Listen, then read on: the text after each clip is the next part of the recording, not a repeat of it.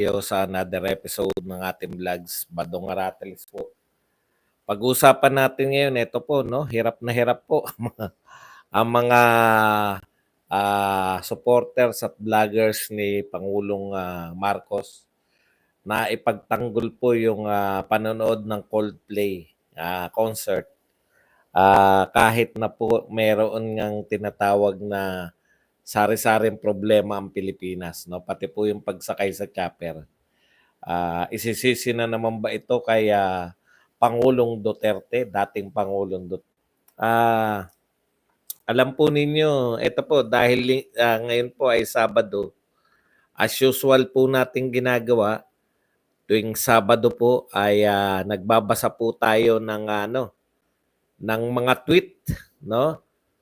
Dito po sa Twitter. Siyempre, pag-uusapan din po natin mamaya yung pahayag pala ni VP Sara na hindi natin natalakay, naubusan tayo ng oras kanina. Okay, ito po, mga ano po to, no? Yung mga tweet po. Ito po, pinapangatwiran po nila yung pagsakay po ng helicopter. Actually, hindi po usapin yung pagsakay ng helicopter at panonood ng... Ako sa totoo lang, no? Wala po akong problema na yung Pangulo ng Pilipinas ay nanonood ng concert o sumasakay ng chopper, no? Pero ang nakikita ko pong problema dito, yung nakikita ng mga tao na insensitivity. Ang dami po nangyayaring problema sa Pilipinas ngayon, no? Tapos makikita ka na parang balewala lang manonood ng concert. Yun po yun eh, yung sana nakitaan ka rin nung nakitaan din natin. Ito na naman, sasabihin nyo na naman, kinukumpara nyo. Wala po tayong magagawa eh. Hindi po pwedeng hindi ikumpara si Pangulong Marcos at si Pangulong Digong. Natatandaan ko po, balik lang po tayo. Natatandaan ko po nung panahon ni Pangulong Duterte, pag meron pong mga sakuna, mga baha, no? Kahit po walang namatay. Yung mga sakuna po na bumahalang, o malakas din naman siguro talaga yung mga sakuna. Malalakas talaga yung mga sakuna. Dahil nga mapagbantay itong mga dilawan, real tong minamatyagan, binabantay ninyo. Kaya po mabilis ang trabaho noon eh. Parating pa lang yung bagyo, meron na. Ito naman po hindi natin masisi kasi wala namang bagyo sa bandang Mindanao, no? Particular sa Davao region at Caraga region. Halos hindi po nabalita sa atin, no? Sa ating mga taga-Luzon, taga-NCR. Nakakaawa po kasi mabalitaan man, pangungutya pa inaabot ng mga taga-Mindanao eh. No? Alam niyo po, pag bumaha po sa ibang lugar, puta, ano na eh. Ay pasensya na po kayo kung napapamura tayo ng konti ah. Real talk po tayo. Pag bumabaha po sa ibang lugar, kanya-kanyang ahensya, kanya-kanyang yung mga politiko, kanya-kanyang pautot na papadala ng tulong, di ba? Dito po, basta parting Mindanao po binaha, kasalanan ng Duterte yan. Di ba may pondo dyan? Lalo na po pag narinig nila yung salitang Davao. Akala nila yung Davao region, Davao City. No? Pag narinig po nila na bumaha sa Davao, instead po na tulungan natin yung kababayan natin, na pag bumaha po sa ibang lugar, ito lang po napapansin ko pag nabaha po sa ibang lugar, eto na kagad, angat buhay, angat palda, angat ng angat, lahat po ng mga tao, mga NGOs, tutulong. Pero pag sa Davao po, ay kasalanan ng Duterte yan. Ang tagal-tagal nila namumuno dyan, may baha pa rin. Na masakit marinig sa mga tao yung ganun, no? Hindi na nga ayaw nyo na nga tumulong, no? Sisisihin nyo pa dahil Duterte yan. Dapat, pag pinamunuan po ba ng Duterte, dapat hindi na po dadatnan na sakuna. Ang handa ko po sa Metro Manila, sa Maynila particular, no?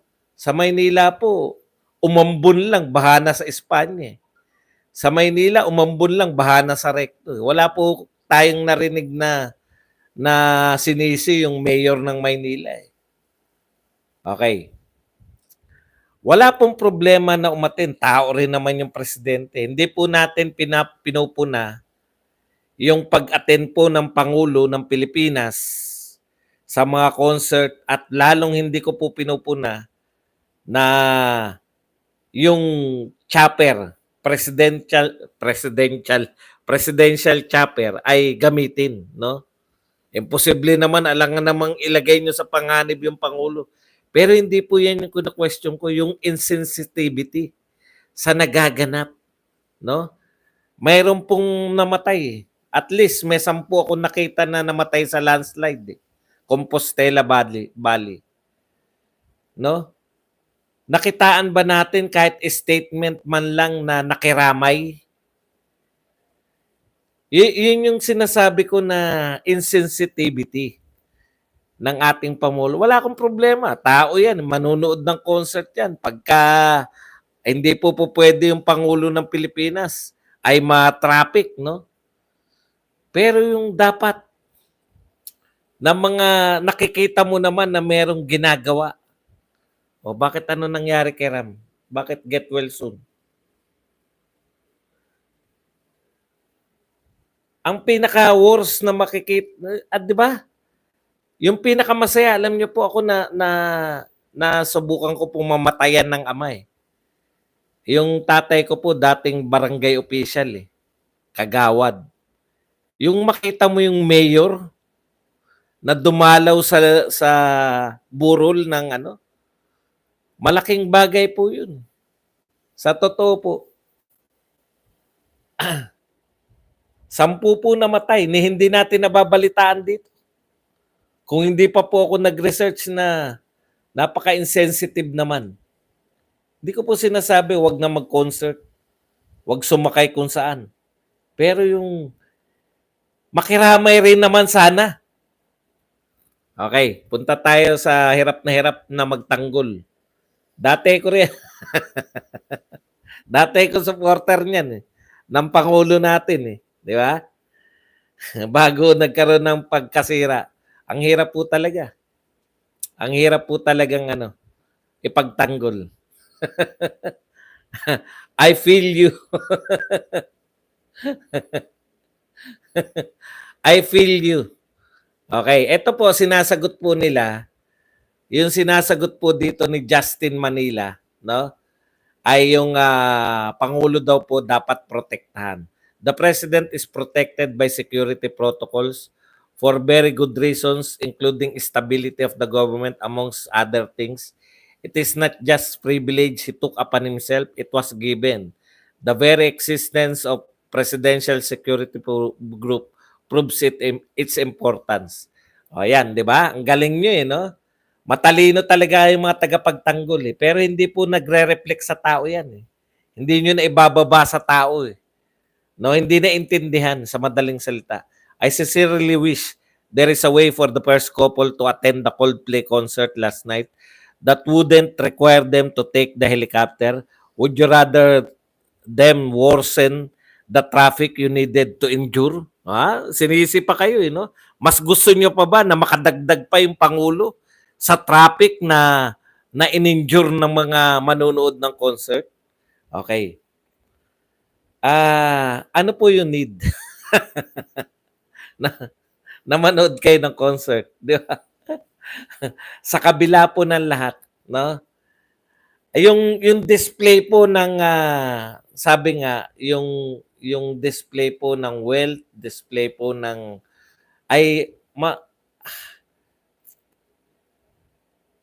nilalagay po yan sa tamang panahon. Hindi po ako kumikibo nung mga nagpa-concert diyan sa Malacanang, yung anong tawag doon? Yung mga naglalakad yung mga artista na nakabarong Tagalog. Anong tawag doon? Fashion show sa Malacanang. Wala po akong ron eh. Wala po akong ngayon. Kaya lang po, yun nga po, may mga sakuna eh. May mga problema po tayong hinaharap. No? May problema tayo dyan sa pirma-pirma. Na hindi po Sinabi po ayon po kay Senate President Subiri, ayaw ng Pangulo ayaw daw ng Pangulo ayon kay Subiri yung People's Initiative. Pero nagpapatuloy, di ba? Ang dami pong pinoproblema ng Pilipinas, nakaamba po lahat ng mga. Hindi ko po sinasabi na huwag kayong manood ng concert. Pero sana makita naman natin na may pinagtutuunan din natin ng pansin na concern tayo sa mga nagaganap na mga pagtaas ng mga presyo ng bilihin, etong inaayawan ng Pangulo na People's Initiative ay talagang tumigil, no? Nangangamba yung mga mamamayan sa nagaganap maski po sa politika, no? Pinagbibintangan na nga na gusto ng mga congressman na tumagal sa kanilang panunungkulan, baguhin yung political system, baguhin yung presidente ang ine-elect ng mga tao. Gusto nila magkaroon ng prime minister, no? Hindi po sa amin galing yan, sa kapatid yan ng Pangulo, si Amy Marcos. Kaya nag-i-insist daw ng charter change sa ngayong panahon. Ayun yung problema eh. Tapos makikita mo na yung Pangulo naroon sa concert. Hindi po kami, kumbaga, ako naunawaan ko. Pero yung pangkaraniwang Pilipino, hindi po nila maunawaan yan. Ang masakit pa nito, yung pagtatapos po ni Justin Manila, eto no, I would also call him out if it's something he does regularly. So hindi naman daw, kaya daw hindi niya pupunayin si Pangulong Marcos dahil hindi naman daw regular na ginagawa yon yung pagcha-chopper papunta sa concert. Like the weekly travel, ito, kapit lang kayo ha, like the weekly travel of the former president to Davao, but it's not. Kita nyo ha, pupunahin ko yan, si Pangulong Marcos kung lagi niyang ginagawa na nagcha-chopper siya papunta sa concert. No? Hindi katulad ng dating Pangulo na linggo-linggo pumupunta sa Davao. Intindi, no? Lahat ng pamumuna kay BBM ngayon, ibinabalik lang po nila kay Duterte. Si Duterte nga noon, linggo-linggo pumupunta sa Davao. Ang tanong, ano po masama sa pagpunta ni Duterte sa Davao, linggo-linggo? Ang pinupuna, kaya ang hirap, no? Kasi dalawa yung gusto nilang gawin. Ipagtanggol si BBM, ipagtanggol si Martin, yan yung pinagtatanggol nilang dalawa at banatan si Duterte. Habang pinagtatanggol, mukhang ganun yung baba sa kanila. Makikita nyo po yan. No? Makikita nyo po, ang baba sa kanila, pagtanggol nyo sa banat si BBM, pagtanggol nyo, pero banatan nyo si Duterte. Kita nyo walang kaabog-abog, binanata pa rin niya si Duterte. No? Babanatan ko si BBM kung lagi niyang ginagawa to. Pero hindi niya naman laging ginagawa yan. Paano? Wala naman laging concert yung Coldplay. Mukhang wala naman siyang hilig manood ng concert ng mga Koreano. Ganun, kasi dilawan eh. Dilawan yung nagpapatakbo, kaya dapat siraan din yung mga Duterte. Okay, next. Punta po tayo sa isa pang tweet. Matalino pa yan. Medyo masarap pang sagutin. Pero ito po mga susunod, kumapit lang po kayo dahil wala na po tong. Pero nakakalat po itong mga to at sikat sila. Sikat silang tagapagtanggol sa Twitter ni Pangulong Marcos. Okay, ito po. Sabi ng Krokodalos, kung meron tanga bobo dito, kayo yun mga loyalista. Ito hindi po ako to ha. Si Krokodalos po to. Sinagot po to ng tagapagtanggol. Pakita ko lang sa inyo kung ano yung sinagot niya. Kung meron tanga bobo dito, kayo yun mga loyalista. Tangahanga ni Tambaloslos, puro na lang yata events ang ginagawa ng presidente gamit ang tax ng taong bayan. Huwag araw-arawin ang pagkabobo. Yan yung sinabi ng Krokodalos. Ito po sagot ng tagapagtanggol ni Pangulong Marcos. mas bobo ka. San sa batas na bawal manood ng concert ang Pangulo? Tignan niyo yung sagot. San daw sa batas na bawal manood ng concert yung Pangulo? Okay. Wala po. Hindi po pinagbabawal yung panonood ng Pangulo ng batas. Pero mali po yun kung yung Pangulo ng Pilipinas namatayan doon ng landslide, hindi ka nakarating sa burol o wala ka man lang pasabi, no? Hindi ko po alam kung nagpasabi kasi hindi binalita eh. Hindi nila binalita eh.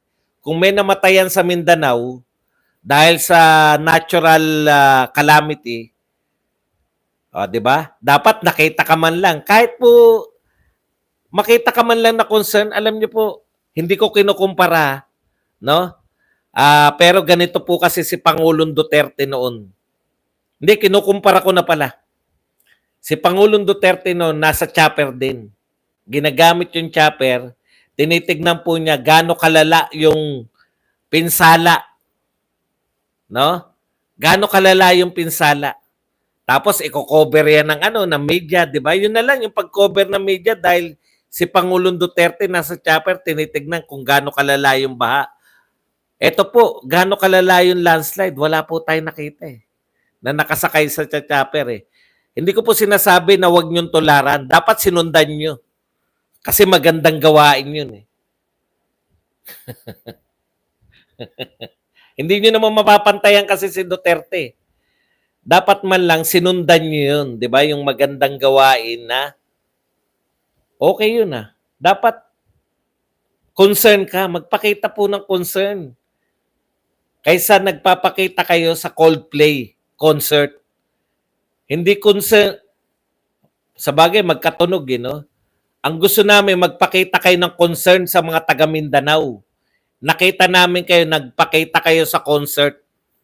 Puta, para na ako si Joey De Leon, ang corny. Ito pa, isa. The Chicanoy Kid. Sinasalsal ng issue ng mga DDS para pagtakpan yung 51 billion in 3 years ay yung paggamit ni PBBM ng presidential chopper para manood ng concert ng Coldplay. Ginamit daw sa pansariling lakad. Mas malala yung anak ni tatay, ginamit yung chopper para lang patulugin yung mga anak.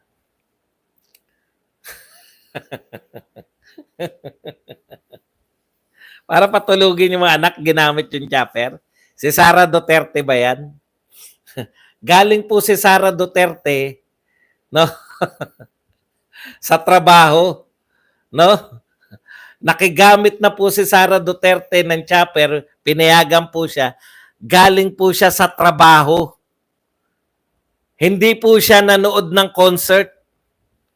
Pucha, kakantsawan nyo na naman, nakita niyo atake nila. Ipagtanggol si Marcos, atakehin ng mga Duterte. Alam ko yung tagpo na yan sinasabi niyo eh.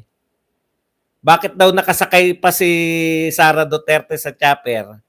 Samantalang pauwi naman daw siya. Pauwi ng Maynila. Yeah? Kasi siyempre, may tirahan na siya rito sa Maynila. Eh. Dapat daw, hinatid lang ng chopper si Sara Duterte bilang DepEd Secretary dun sa pinuntahan niyang malayong lugar. Pero dahil pauwi na siya sa Maynila, sa bahay, gusto ng mga to, dilawan eh. Dilawan eh. Tapos na yung era na yan. Ang gusto pala nila, sumakay na lang sa biyahe si Sara Duterte. Kung gaano man kalayo, huwag kang gumamit ng chopper. Okay. Yung 51 billion, sinagot na po namin yan. No? Yung 51 billion, natural, buhusan mo naman yung Davao City ng budget kaysa naman laging sa Maynila ang budget. Ang pinagtataka namin, bakit pag binabudgetan yung mga taga Mindanao at mga taga Visayas, ang laki po ng problema ninyo. No? DPWH po yan. DPWH po yan. Ang karamihan po ng pondo niyan, DPWH. Kaya nga hindi nila mapakita eh. Pag sinasagot po kayo na yan natural lang po, na yung pinakamalaking syudad sa buong Pilipinas, times 10 po ng Metro Manila, hindi lang po Maynila. Pagsama-samahin nyo, yung Quezon City, Maynila, Pasay, San Juan, Marikina, Makati, Taguig, lahat po pagsama-samahin nyo. Yung laki po ng Davao City, times 10 nyo po yung Metro Manila. Ganun po kalaki yung Davao City. Bakit po kayo nagtataka? Hindi nyo kino-question bakit may budget pampagawa ng kalsada yung Metro Manila samantalang sementado na lahat. Ang buong Metro Manila, sementado na lahat. Wala nag-iisang question sa inyo. Bakit may budget pa rin para sa pagpapaayos ng kalsada sa Metro Manila? Pero once na nagbigay ng budget para sa infrastructure sa Mindanao, partikular sa Davao, na pinakamalaki sa buong mundo po siya pinakamalaki, hindi lang po sa Pilipinas ha. Pinakamalaking syudad sa buong mundo. Bakit po ganyan kayo makareact? Ang tanong, ninakaw ba? Yung nag-aakusa nga, hindi sinasabing ninakaw eh. Ibig sabihin, kung hindi niya inaakusang ninakaw, binigyan lang ng pondo? Opo, binigyan lang po ng pondo. Ugatin nyo kung saan. Pasagutin nyo sa kanya. Binulsa ba ni Pulong yung pondo? Kayo bang mga taga Davao, wala kayong nakita dyan? Baka pag nakita nyo kung gaano kalaki at kaganda yung coastal road ng Davao City ngayon, no? Baka pag nakita niyo yun, sabihin niyo sana lahat ng buong Pilipinas meron ito. Kasi nung nakita ko po yun yung coastal road ng Davao City. Yung po sinabi ko, sana ganito pala lahat. Yung majestic Mount Apo, pinakamataas sa buong Pilipinas, kitang-kita mo ron, makikita mo. Wala pong problema. Hindi nga nag-aakusa ng katiwalian eh. Ang ginagawa lang po nila, sinesyak and all lang tayo. Isesyak kayo, 51 billion, ang laki naman. Paano hindi lalaki? Ang laki ng mga paggawain doon. Paano hindi lalaki? Biggest city yun sa buong Pilipinas. Di ba? Ayun po talaga eh. Kinuwenta nila yun. Tanong, binulsa ba ni Pulong? Meron ba sinabi na binulsa? Wala. O, anong problema nyo? 51 billion na ba yung karsada? Itanong nyo po dun sa nag-aakusa. Bakit ako ang tatanungin nyo? Yun yung problema nyo eh. Ganito po kasi ang ginagawa nyo, no? Aakusahan, bahala nang magpaliwanag yung inaakusahan. Ano ba inakusa? Ginastos po ba yung pera? Hindi naman po eh. May nakita ba kayo inakusa sa, in fairness kay congressman ko? May sinabi ba siyang ninakaw ni Pulong? Wala naman po palang sinabing ninakaw. Ano po problema natin?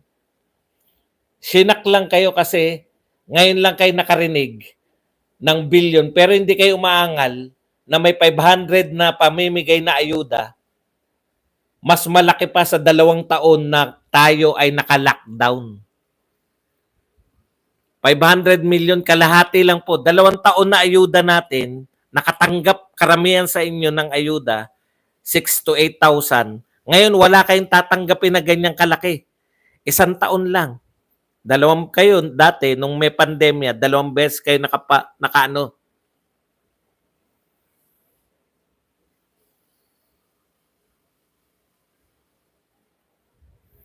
nakatanggap kayo mismo. Kukwestiyonin nyo. Hindi nyo kino-question yun. Bakit malaki nga ang ayuda ngayon?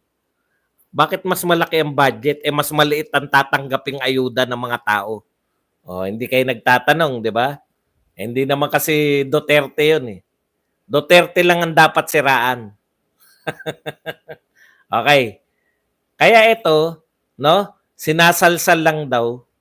Mga manyak yung mga ganyan mag-isip eh. Okay. Ito po si win-win situation. Bakit si President Marcos Jr. pa ang pupunta? Ito nakakatawa. Tignan nyo to ha. Sabi po ni Nina, supporter po to ni Pangulong Duterte, news. 10 dead at Compostela, Davao de Oro, more missing.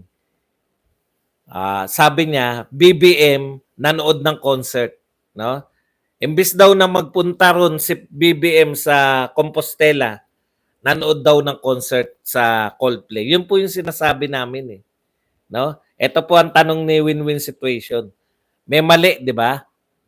May mali po ba na may 10 tao na namatay at marami pang nawawala dito po sa Compostela, Davao de Oro? Ni anino po ng Pangulo hindi nakita ron. Siyempre magre-react yung mga tao. Tapos makikita mo sa concert. O eto ang sagot niya. Bakit si President Marcos Jr. pa ang pupunta? Ano, mga walang silbi mga local officials? Barangay captain, engineering division, councilor, bukal, mayor, congressman, vice governor, governor, DPWH Mindanao, NDRRC, DSWD, etc. Tignan nyo. No? Yung mga sagot na ganyan, nakakasira po yan sa Pangulo ng Pilipinas. Imbis po na ayusin nyo yung sagot ninyo, ang tataas pa no? Hinahanap po ng mga tao si Pangulong Marcos doon kasi sanay sila kay Duterte na nakikiramay. Ngayon, ang sinagot ninyo, bakit pupunta sa presidente? Meron namang mayor, meron namang barangay captain. Tapos makikita namin sa concert. 'Di ba? Ang tawag diyan, win-win eklabu. Ang tawag diyan ay insensitivity. Insensitivity ng namumuno.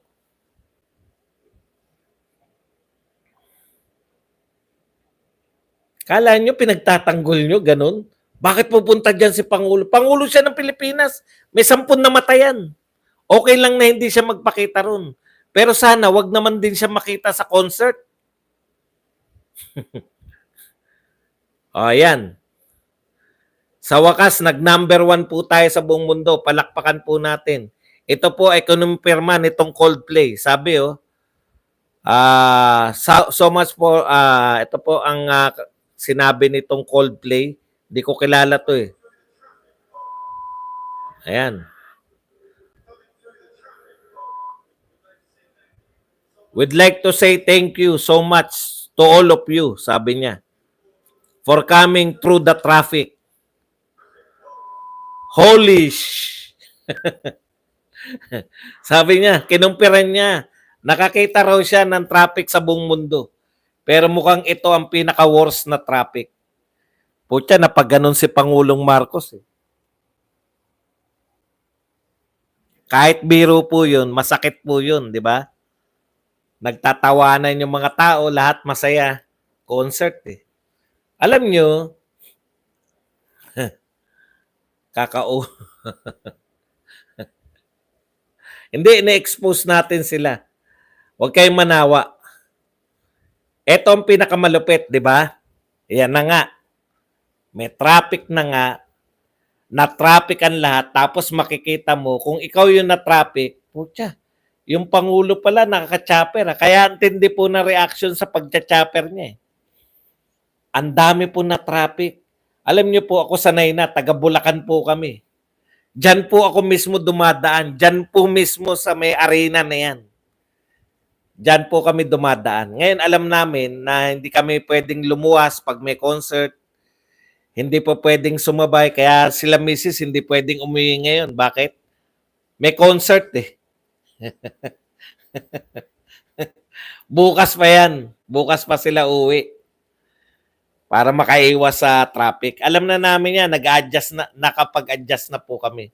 Ang hindi namin kayang adjustan, no?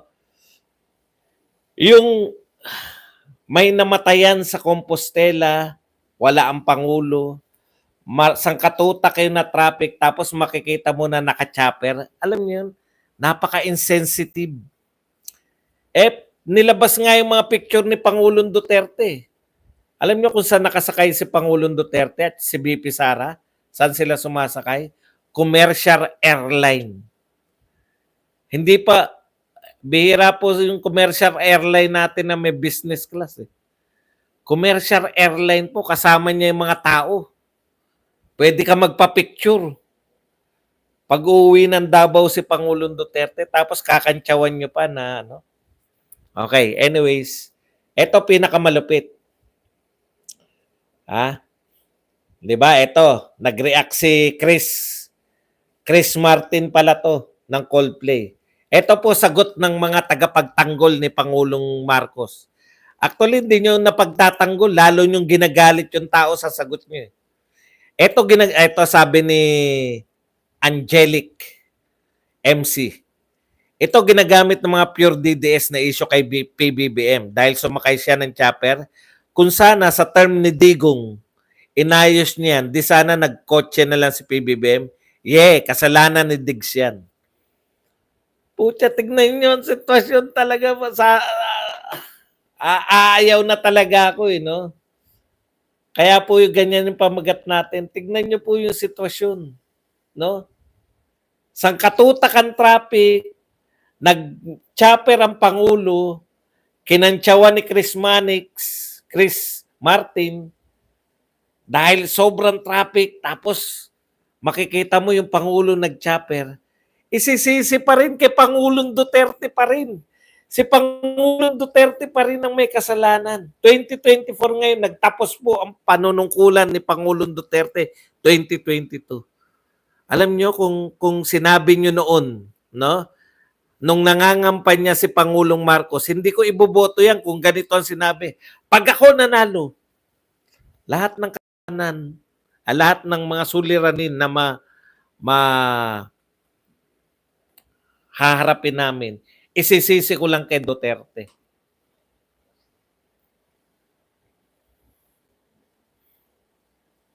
Grabe kayo. Si Duterte pa rin ang may kasalanan ng lahat.